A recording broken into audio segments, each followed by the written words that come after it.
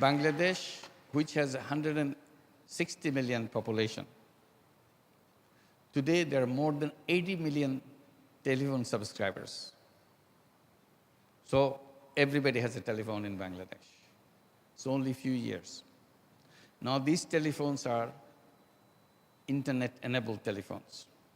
So when you have a telephone, it's no longer just a telephone. You have brought the internet services. So once you can use the internet services, lots of other things can happen. Bangladesh is struggling to achieve all the 8 Millennium Development Goals. And we're doing pretty good. We are well set to achieve all the 8 Millennium Development Goals. We have slightly below one particular goal, maternal death. So we are trying very hard to see how to make it quickly to achieve the goal of reducing maternal death. So we tried many different ways. And I've been complaining about the diagnostic tool makers because they make their diagnostic tool very expensive, very elaborate, to be used in hospitals, like ultrasound equipments. Because if you can make these ultrasound equipments easy, then you can check all the pregnant mothers to see if the pregnancy is a safe pregnancy or a risky pregnancy. So I challenge the companies to make it a very simple, easy to carry ultrasound equipment. Finally, they did it. I said, no, you have to make it still smaller. It should be in the mobile phone. So it should not be a separate equipment. You download an application in the mobile phone, you touch the icon, and it becomes an ultrasound machine. You put the probe and take the images of a pregnant mother and transmit the images to the doctor wherever he or she is. So you don't have to wait for a doctor in the village, doctor in your remote location. All you do is to send the images and talk to the doctor on the phone, or doctor talks to you on the phone, how the pregnancy is, what kind of precautions she should be taking, that's all. Today, it is a possibility. Now we made it very small, almost like a mobile phone, but it's not inside the mobile phone. So I'm insisting that it should be inside the mobile phone. And I see mobile phone as a kind of future for many things. Technology allows us that. I've just seen a demonstration of that. One young man from MIT demonstrating it to me. Just put an attachment on a just regular iPhone or similar smartphone. Just plug it in, this small attachment, and put your eyes into it. It has a built-in application that you downloaded inside the mobile phone. Immediately, it gives you the reading of your eyesight. And it captures it, all the information about the eye. You want to take your glasses, change your glasses, it's all done. You don't have to go to a doctor to do anything. Simply that attachment does it. It's a very simple attachment. So what I'm saying, technology can redesign the whole thing. We can bring things in our way by moving into the technology which never existed before. That leads me to another issue. What was impossible, even unheard of, is a daring to think 20 years back becomes so normal, so usual, so common thing 20 years later. How impossibles become impossibles so quickly. If this is so in the last 20 years, imagine what it can be done in the next 20 years. We cannot even imagine what will be life like in 20 years from now. It will be like a science fiction. Things that we cannot imagine will happen. The distance between impossible and possible is shrinking. So there is nothing called impossible anymore. If we are living in an age like that, why should we try to solve problem in a creeping kind of steps, little steps? Why can't we be bold and make it happen that we can change the world the way we want?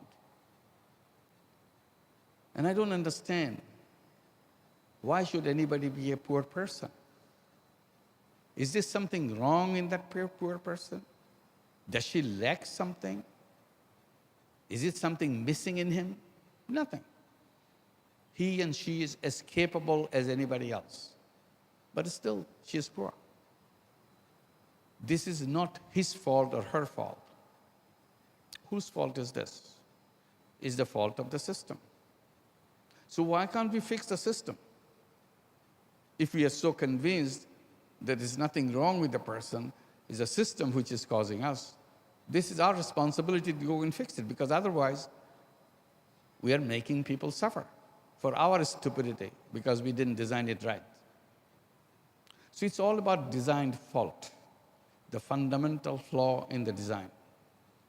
And one basic fundamental flaw that I point out, we created a world centered around money. Money becomes the controller of our life. And we became slaves in the hands of money. All we do, chase money. Money decides what I do, what I should do, everything. And I try to reflect by saying, the human beings are not money-making robots. We are not one-dimensional being. All we do in our lifetime is chase money. We are human beings, which is much bigger than money. Money should serve us. We don't serve money.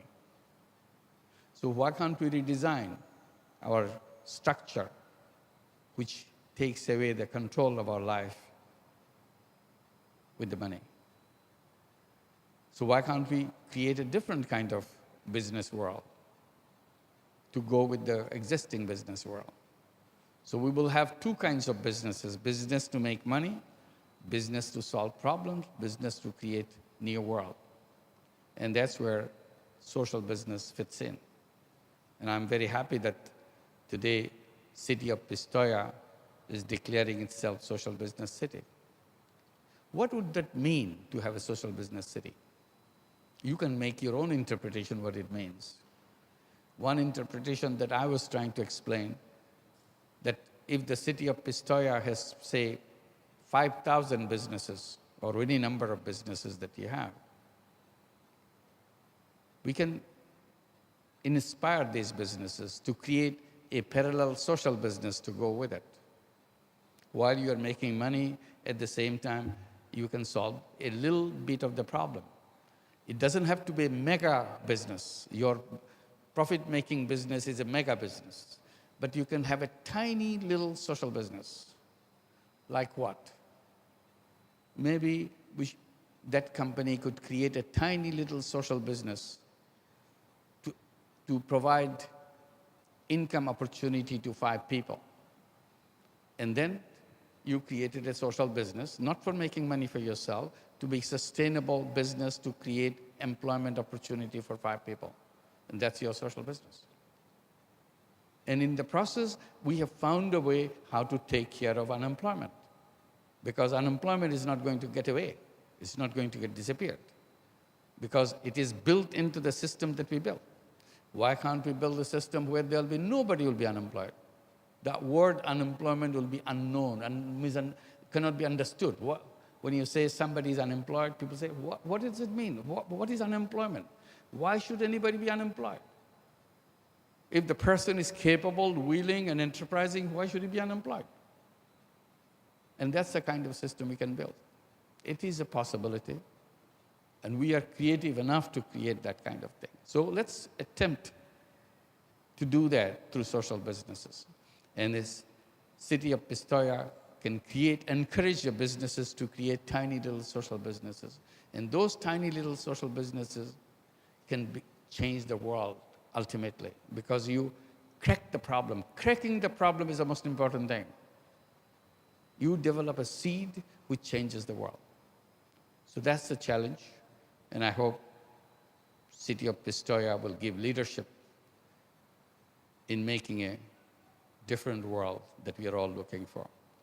Thank you very much. Thank you. You want to call the name now? Yeah. Yeah.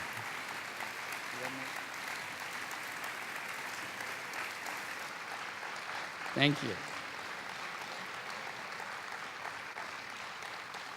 I'm supposed to invite the following persons to come on the stage. Mr. Samuel Bertinelli and Professor Ivano Passi,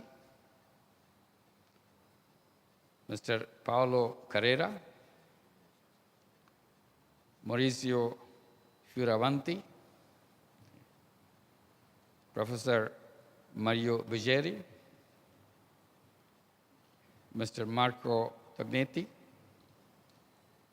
and Enrico Testi. Thank you.